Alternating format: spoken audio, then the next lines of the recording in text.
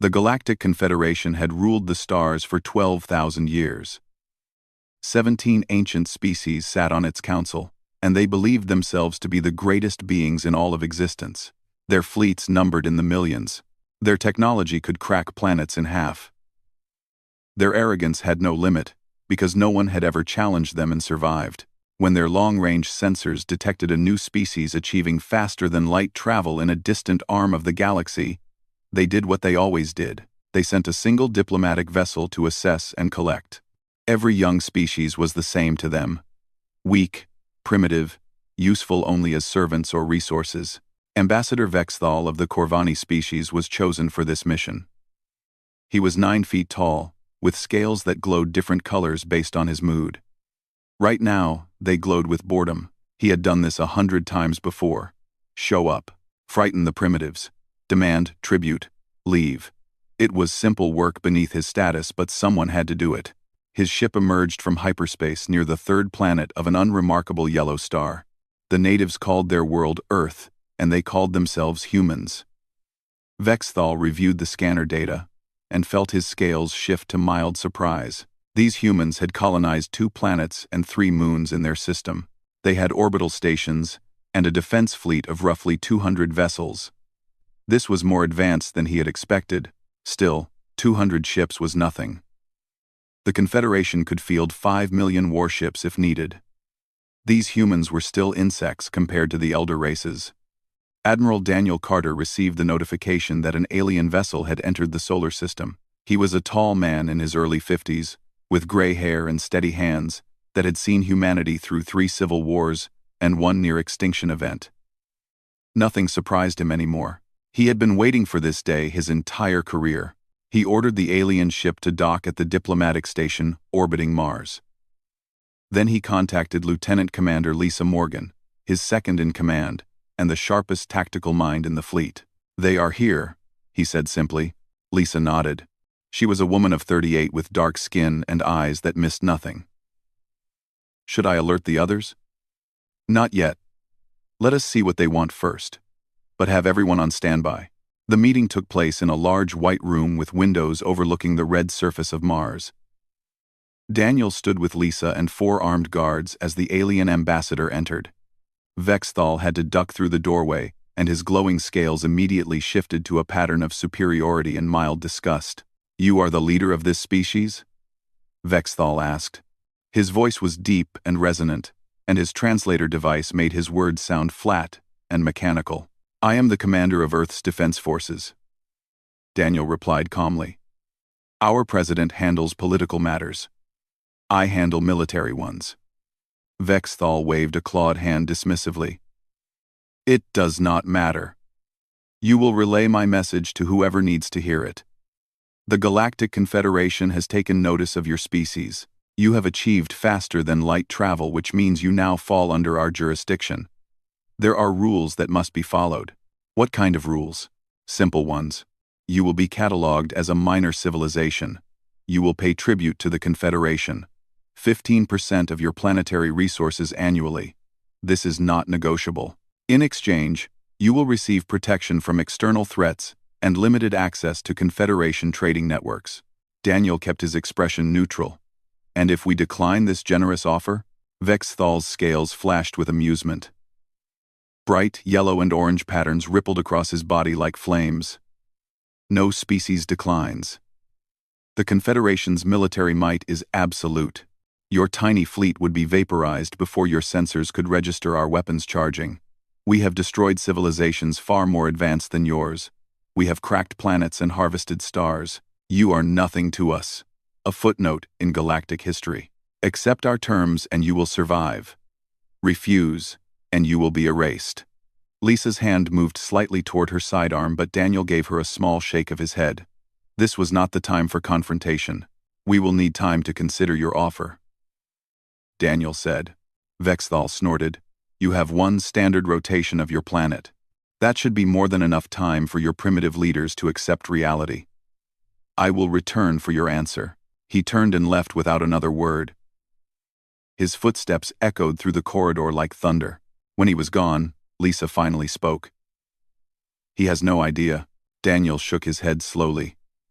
None of them do. They see our 200 ships and think that is all we have. They scan our planets and moons and think they understand our capabilities. They have no idea what we have been building. Should we tell them? No. If they force our hand, they will learn soon enough. But I hope it does not come to that. Lisa crossed her arms. You know it will. Species like them do not accept rejection. They will send a fleet to punish us for our defiance, probably. And when they do, they will finally understand why you never underestimate a species forged in constant warfare.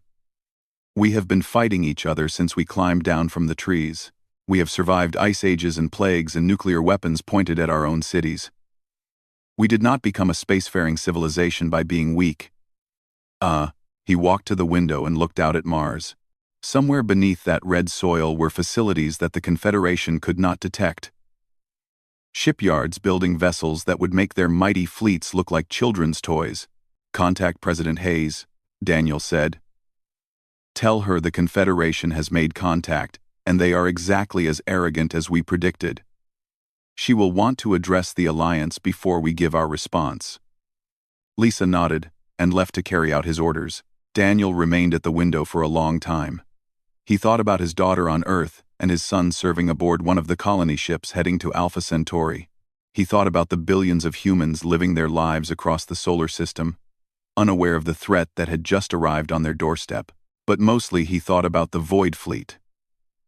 24 megaships hidden in a place the Confederation could not find or comprehend. Each one 12 kilometers long, each one armed with weapons that could tear holes in the fabric of space itself. The Confederation believed humanity was weak. They believed they could frighten humans into submission with threats and displays of power. They had made this mistake with countless species before, but humanity was different. Humanity had learned long ago that the universe was hostile and unforgiving. They had prepared for this moment for nearly a century. They had built weapons in secret and trained crews in silence and waited for the day when someone would try to take their freedom. That day had come, and the Confederation had no idea what was coming for them. 3 months had passed since Ambassador Vexthal delivered the Confederation's demands. Humanity's response had been polite but firm. They declined the offer of tribute. They requested recognition as an independent civilization with full rights to self-determination. They asked for peaceful relations based on mutual respect rather than submission. The Confederation did not take rejection well. High Commander Zinrith of the Valthorian Empire received the orders directly from the Council. The Valthorians were the military arm of the Confederation. For 12,000 years they had enforced the will of the elder races. They had crushed rebellions and conquered systems and exterminated species that refused to bow. Zinrith had personally overseen the destruction of 37 civilizations. He was considered the most feared warrior in the known galaxy. He assembled a punishment fleet of 5,000 warships. Each vessel was armed with weapons capable of melting continents. Each crew was trained in the art of total warfare. It was considered excessive force for such a minor species, but Zinrith believed in sending a message. Other young civilizations were watching. They needed to see what happened to those who defied the Confederation. We will strike their colonies first, Zinrith announced to his officers aboard the flagship Eternal Dominion. Mars, their moon, their orbital stations, we will burn everything they have built and force them to watch from their homeworld. Then we will offer them one final chance to surrender. If they refuse, we will glass their planet and harvest whatever resources remain. His officers nodded in agreement. This was standard procedure.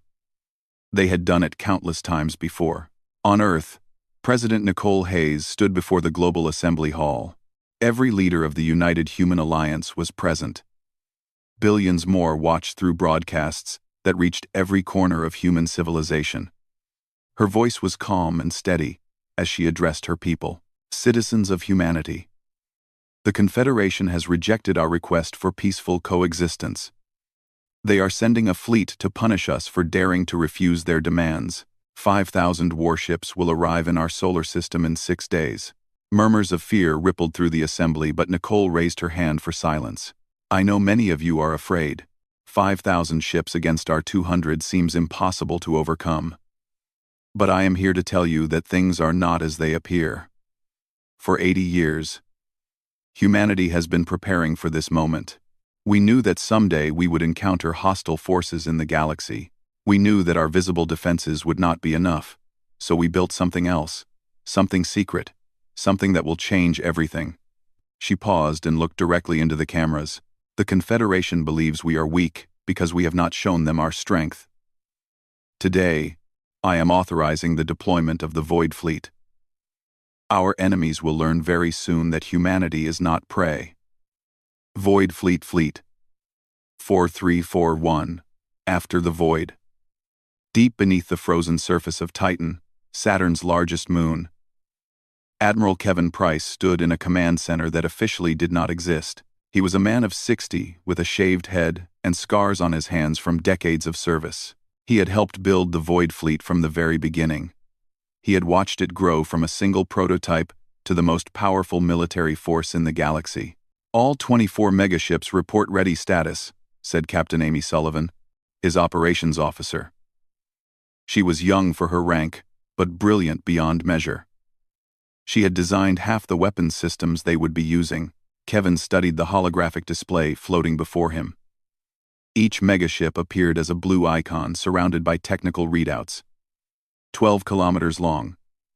Void transit capable, armed with weapons that could unmake matter at the molecular level. They had been built in the space between dimensions, in a realm that humanity had learned to access after discovering a crashed alien probe in 2289. That probe had contained technology thousands of years ahead of anything in the Confederation. Humanity had spent decades reverse engineering it and improving upon it. The enemy fleet will arrive in 6 days, Kevin said. They will target our visible colonies first, Mars, Luna, the orbital stations. They expect to slaughter civilians and break our spirit. The evacuations are complete, Amy reported. All non-essential personnel have been moved to secure locations. The Confederation will find only empty habitats. Commander Nathan Brooks approached with updated tactical data. He was the chief tactical officer and the best strategic mind Kevin had ever worked with. Sir, final simulations are complete. Our void transit capabilities give us a decisive advantage. We can appear anywhere in their formation instantly. They will have no warning and no time to react. Kevin nodded slowly. What about their weapons? Any chance they can hurt us? Nathan shook his head. Their most powerful weapons are roughly equivalent to what we had 2 centuries ago. Our shields can absorb anything they throw at us without strain. The battle will be over quickly. Good. I do not want this to drag out. The goal is not to destroy them completely.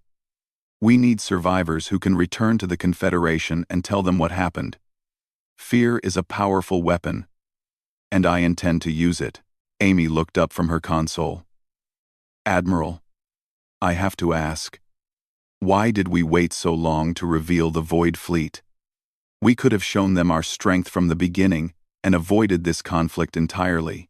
Kevin considered the question carefully before answering. Because we needed them to attack first. If we had shown our strength immediately, the Confederation would have been wary. They might have formed alliances against us or developed countermeasures. By letting them believe we were weak, we guaranteed they would come at us with arrogance and overconfidence. They will throw their fleet into a trap without even realizing it. He turned to address his entire command staff. Humanity has always been underestimated. We have always been dismissed as primitive or weak or insignificant, but every time someone has made that mistake, they have regretted it. The Confederation is about to learn a lesson that countless others have learned before them. Do not threaten humanity. Do not back us into a corner. Because when you do, we do not surrender. We fight, and we win. The countdown continued. 6 days until the Confederation fleet arrived. 6 days until the galaxy learned that humanity was not a minor civilization to be conquered and enslaved. 6 days until everything changed. In the shipyards hidden in the void between dimensions, technicians ran final checks on weapons systems. Pilots reviewed their training simulations one last time. Engineers verified that every system was functioning at peak efficiency. 80 years of secret work was about to be put to the test. Kevin Price looked at the holographic display one more time. 24 blue icons representing 24 megaships. The hope of humanity resting on their shoulders. He had dedicated his entire life to this moment, and he would not fail. "Send word to Admiral Carter," he said quietly. "Tell him to hold the line when the enemy arrives. Let them think they are winning. And when I give the signal, we will show them what humanity is truly capable of." Sing 51. With things, the storm was coming. And humanity was ready. The Confederation fleet emerged from hyperspace like a wave of death rolling across the void. 5,000 warships arranged in perfect formation, their hulls gleaming with the cold light of distant stars. High Commander Zinrith stood on the bridge of his flagship and watched his forces take position around the human solar system. It was a beautiful sight, the culmination of Valthorian military tradition stretching back 10,000 years. "Begin scanning," he ordered. "I want a full assessment of their defenses." His tactical officer, a Corvani named Threshval, worked his console with practiced efficiency. Data streams poured across his screens as the fleet's sensors reached out to catalog every human vessel and installation in the system. "Confirmed 212 human warships," Threshval reported. "They are gathering near the fourth planet. Their weapons appear to be primarily kinetic-based, with limited energy capabilities. Shields are minimal by our standards. I estimate we can destroy their entire fleet in approximately 40 minutes. Zinrith allowed himself a smile. Pathetic. They did not even attempt to build additional ships after we delivered our warning. Either they are fools, or they have already accepted their fate. There are also orbital stations around several bodies. Civilian populations detected on the third planet, the fourth planet, and 3 moons. I recommend we begin with the colonies. Destroy them first to demoralize the humans before we engage their fleet." "No." Zinrith shook his head. "We will give them one final chance to surrender. I want them to see our full strength and understand that resistance is meaningless. Open a channel to their fleet commander." The view screen flickered, and Admiral Daniel Carter appeared. He stood calmly on the bridge of his flagship, with Lieutenant Commander Lisa Morgan at his side. His expression showed no fear despite the overwhelming force arrayed against him. "Human commander," Zinrith said with contempt dripping from every word. "I am High Commander Zinrith of the Valthorian Empire. You see the fleet before you.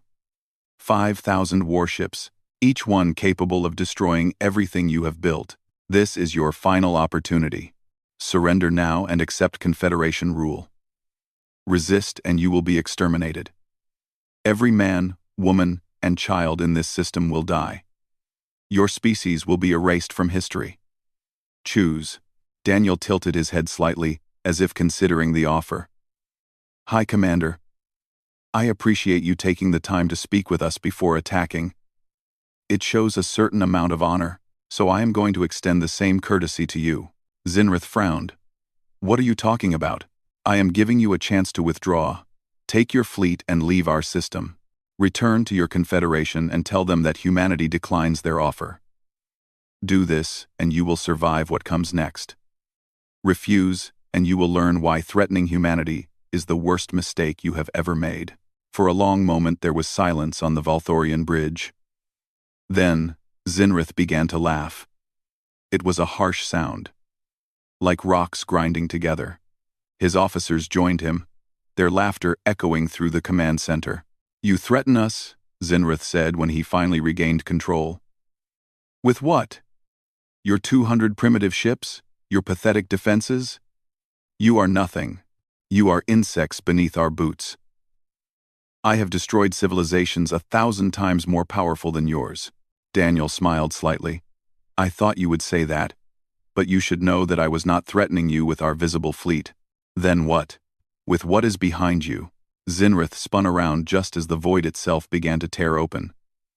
24 massive rifts appeared throughout his formation, each one a wound in the fabric of space, glowing with impossible energy. From each rift emerged a vessel unlike anything the Confederation had ever seen. They were enormous, 12 kilometers of sleek armor and bristling weapons sliding silently into real space like predators emerging from the shadows. Alarms screamed across the Valthorian fleet. Officers shouted in confusion and fear as their sensors struggled to comprehend what they were witnessing. These ships had come from nowhere. They had bypassed every detection system the Confederation possessed. "What is this?" Threshval stammered, his scales flickering with colors that indicated pure terror. "Where did they come from? How is this possible?" Captain Chris Bennett stood on the bridge of the lead megaship, the Sovereign. He was a veteran of 40 years, and he had waited his entire career for this moment. His voice was calm and clear as he broadcast across all frequencies. "Confederation Fleet, you are surrounded. This is the Void Fleet of the United Human Alliance. Your weapons cannot harm us. Your shields cannot stop us. Your ships cannot outrun us. Surrender now, or face complete destruction." Zinrith stared at his tactical display. The human vessels dwarfed everything in his fleet. Their energy signatures alone exceeded his entire armada combined. His most powerful warship looked like a toy beside them. "This is impossible," he whispered. "Where did they build these? How did they hide them from our sensors?" Threshval was frantically working his console. "High Commander, I cannot get accurate readings. Their technology is beyond anything in our databases. Shields are registering at levels I have never seen. Weapon systems are charging, but I cannot identify what kind of weapons they are." "Can we fight them?" Threshval hesitated. "I do not know. Nothing in our records suggests any species has ever fielded vessels of this size or power. We have no tactical data, no countermeasures. We are facing something completely unknown."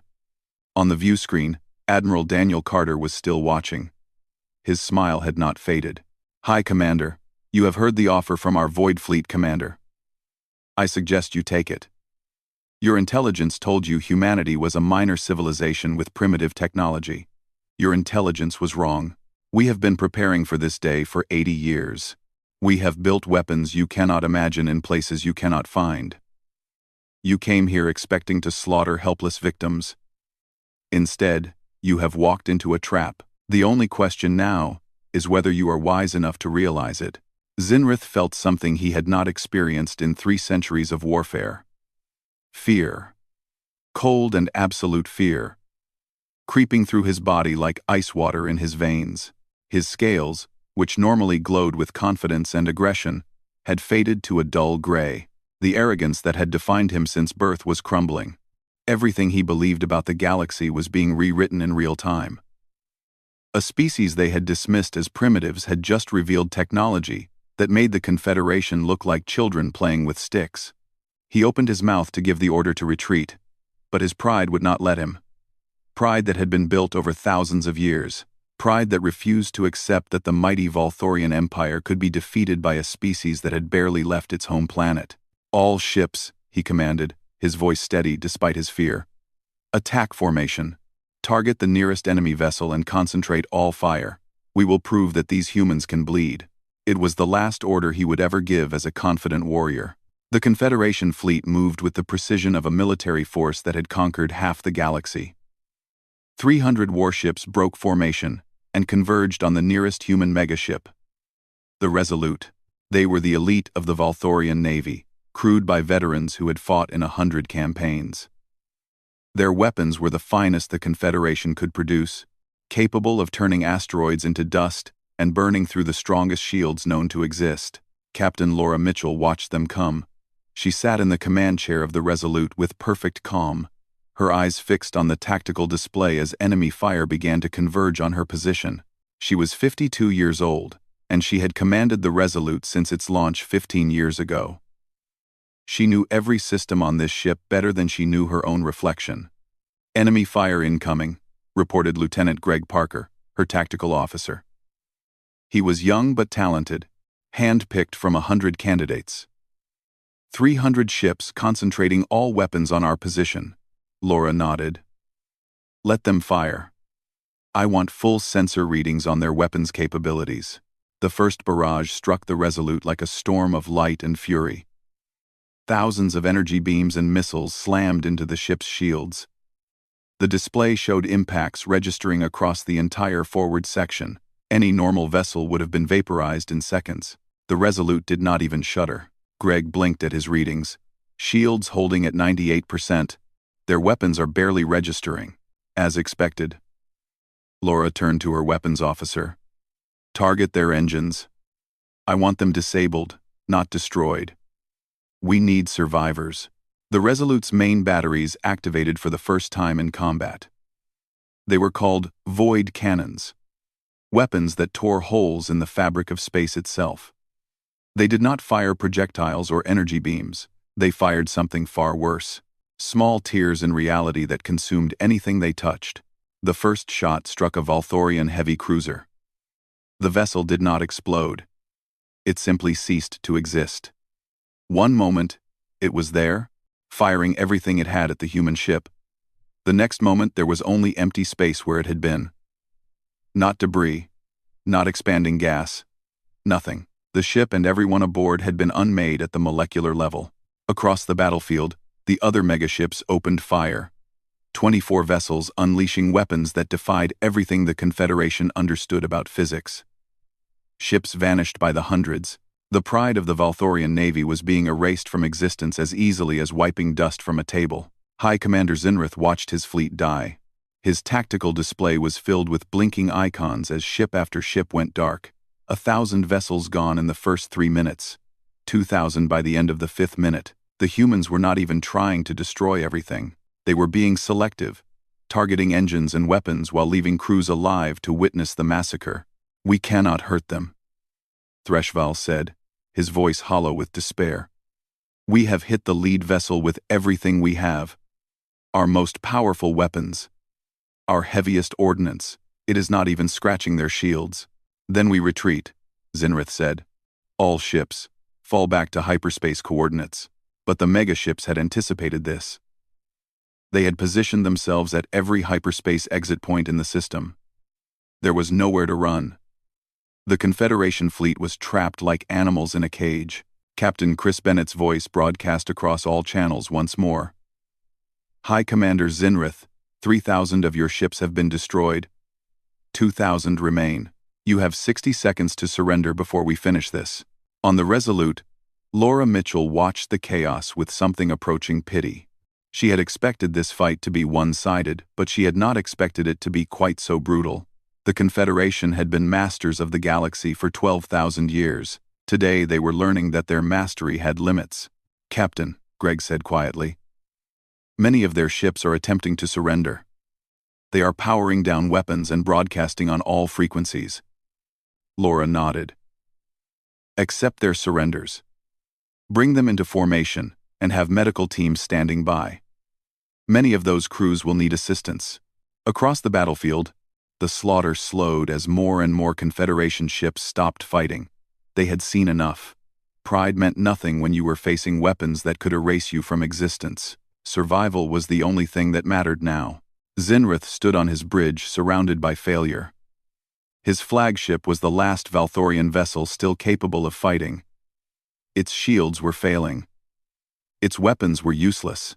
His entire fleet had been reduced to scattered survivors floating helplessly in space. High Commander, Threshval said. We must surrender. They will destroy us all. Zinrith closed his eyes. 3 centuries of victory. 3 centuries of being the most feared warrior in the galaxy. And now this. Defeated by a species he had dismissed as primitives, humiliated by creatures he had planned to exterminate, but he was not a fool. Dead men could not learn from their mistakes. Dead men could not warn others. If he surrendered now, he could return to the Confederation and tell them what had happened. He could help them prepare for whatever came next.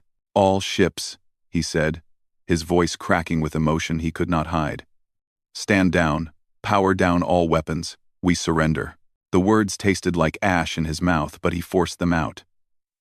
The battle was over. The humans had won. Admiral Kevin Price stood on the bridge of the Sovereign and watched the Confederation fleet fall silent.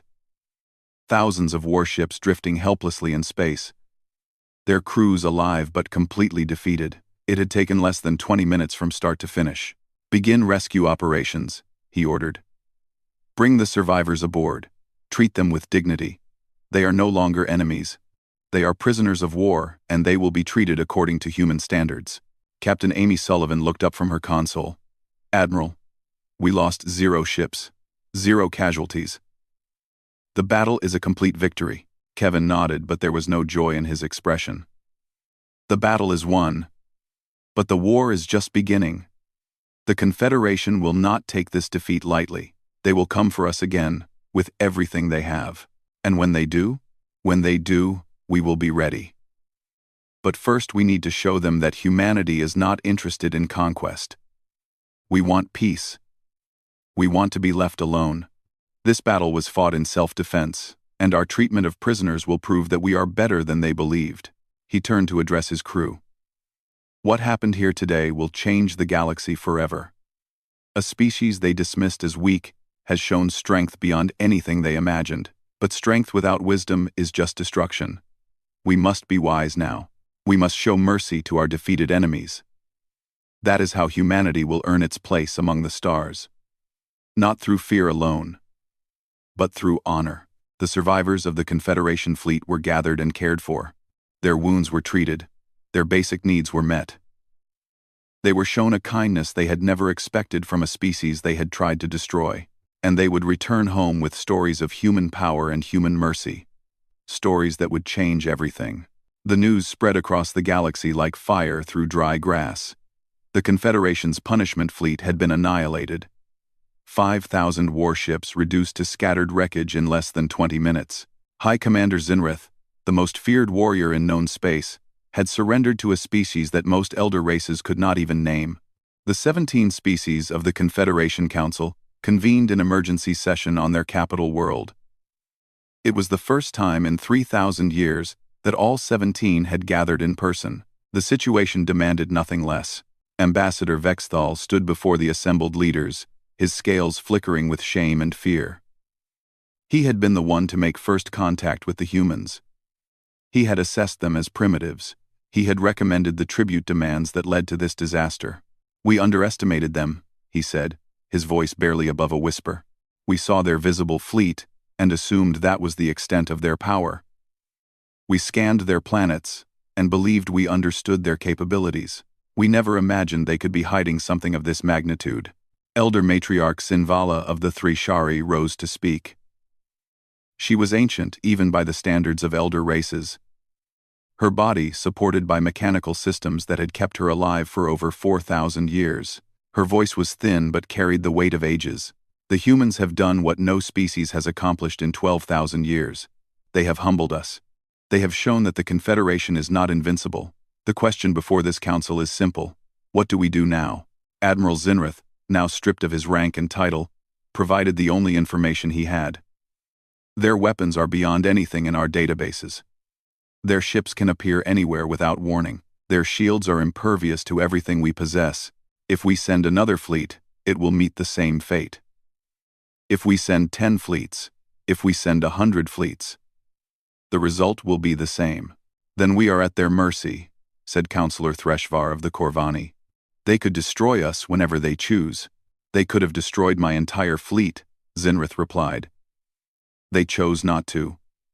They disabled our ships rather than vaporizing them. They rescued our survivors and treated them with dignity. When I asked their admiral why he showed mercy, he said that humanity does not seek conquest. They seek to be left in peace." The council chamber fell silent as the elder races considered these words. For 12,000 years, they had ruled through fear and dominance. The concept of a powerful species choosing restraint was foreign to everything they knew. On Earth, President Nicole Hayes prepared to address the galaxy. The broadcast would reach every inhabited world simultaneously, carried on frequencies that the Confederation itself had established. Beside her stood the commanders of the Void Fleet, the heroes who had saved humanity from subjugation. "People of the Galactic Confederation," Nicole began.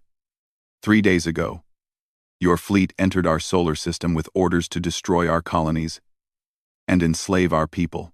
Your leaders dismissed us as primitives. Your warriors expected an easy victory. Instead, you discovered that humanity is not prey. She paused, allowing her words to echo across 1,000 worlds. But we are not conquerors either.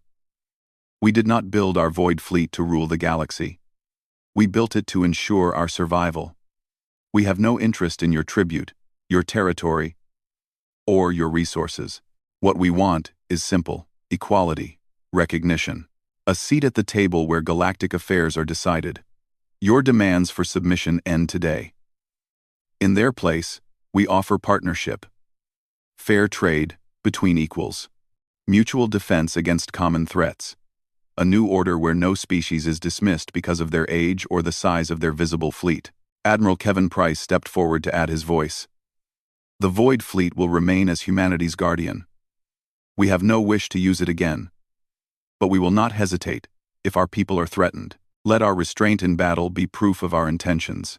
We could have destroyed your entire armada. We chose mercy instead. This is who humanity is.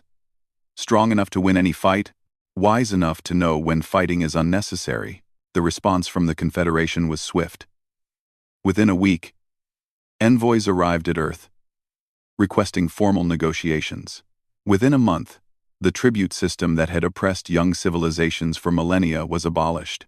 Within a year, humanity was granted full membership in the Confederation with 3 seats on the ruling council. The galaxy was changing. Species that had lived in fear of the elder races began to find their voices. Trade routes that had been closed to minor civilizations were opened. The rigid hierarchy that had defined galactic society for 12,000 years was beginning to crack. Commander Nathan Brooks, newly promoted to captain, stood on the observation deck of the Sovereign as it patrolled the border territories. He had been born on a small colony in the outer solar system, the son of miners who never expected their child to become a hero. Now he commanded one of the most powerful warships in existence. Lieutenant Commander Michelle Torres joined him at the window. She had served beside him since their days at the academy, and she knew his moods better than anyone. "You seem thoughtful," she said. Nathan nodded slowly. "I keep thinking about what comes next. We showed the galaxy that humanity cannot be pushed around. But showing strength is easy. Building something lasting is harder." "What do you mean?"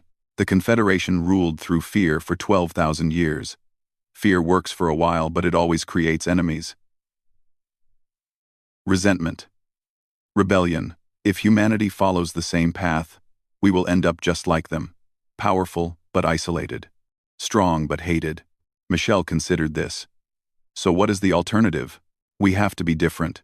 We have to prove that strength can exist alongside fairness, that a powerful species can also be just and honorable. If we do that, if we show the galaxy a better way to exist together, then we will have accomplished something truly remarkable. Not just saving ourselves, but improving the entire galaxy." She smiled. "That sounds like something Admiral Price would say." He did say it. Right before he promoted me. He said the real battle is not in space. The real battle is in how we treat others when we have the power to treat them badly. That is what will define humanity in the end. The Sovereign glided silently through the stars, a testament to human ingenuity and determination. Behind it, the Void Fleet continued its eternal watch, ready to respond to any threat but hoping such response would never be necessary. In the shipyards hidden between dimensions, work continued. New ships were being built. New weapons were being developed. Not for conquest, but for protection. Humanity had learned long ago that peace was best preserved by those prepared for war. The galaxy would never see humanity the same way again. The species they had dismissed as primitive had become the most powerful force in existence. But more importantly, that power was being used wisely, fairly, honorably, and perhaps that was the greatest victory of all. Not the battle won in 20 minutes, but the example set for millennia to come. Strength without arrogance. Power without cruelty. A new way of being that the galaxy had never seen before.